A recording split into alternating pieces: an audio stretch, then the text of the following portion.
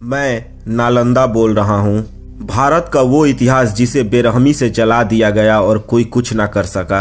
जब बात इतिहास की आती है तो आप केवल मुगलों और अंग्रेजों में ही फंसे रहते हैं, कोई पलटकर मेरी तरफ नहीं देखता। मुझे इतनी बेरहमी से जलाया गया था कि वो आग आज भी मेरे सीने में दहक रही है। लेकिन अफसोस तो इस बात का है कि आप भूल गए, आप उस मंजर को भूल गए, आप पूरे के पूरे नालंदा का इतिहास भूल गए।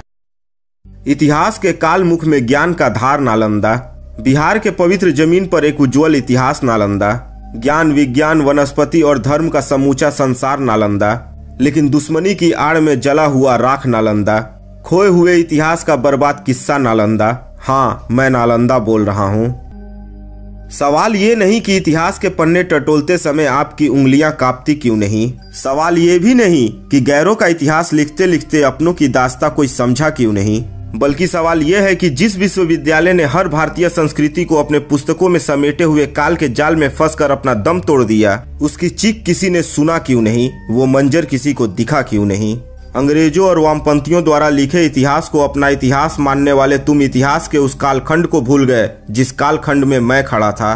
पूरे संसार को ज्ञान विज्ञान और धर्म का पाठ पढ़ाने वाला मैं नालंदा, आज तुम मेरे एक एक ईंट को मात्र 100 रुपए में बेचते हो, शर्म नहीं आती। खैर छोड़िए, आएगी भी कैसे। जिसे ये लगता है कि भारत का खोज तो वास्को डी गामा ने किया था, वो नालंदा को क्या याद रखेंगे।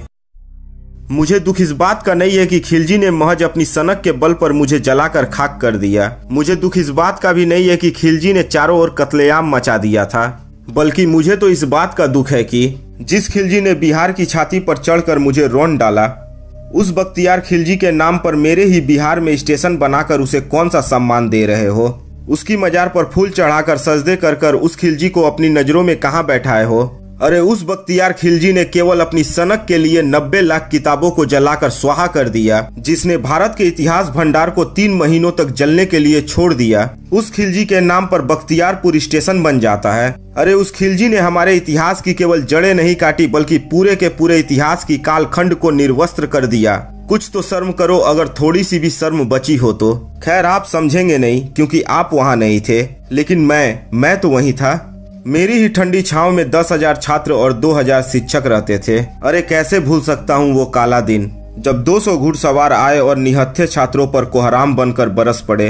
आपको यह जानकर ताज्जुब होगा कि मेरी एक एक ईंट रक्त से सनी हुई है, जो चीख चीख कर अपना इतिहास बयां कर रही है।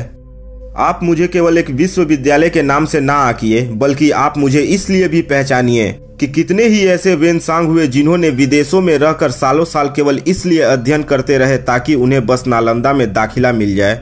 मैंने हाल ही में सुना कि बहुत से स्टेशनों के नाम बदले गए।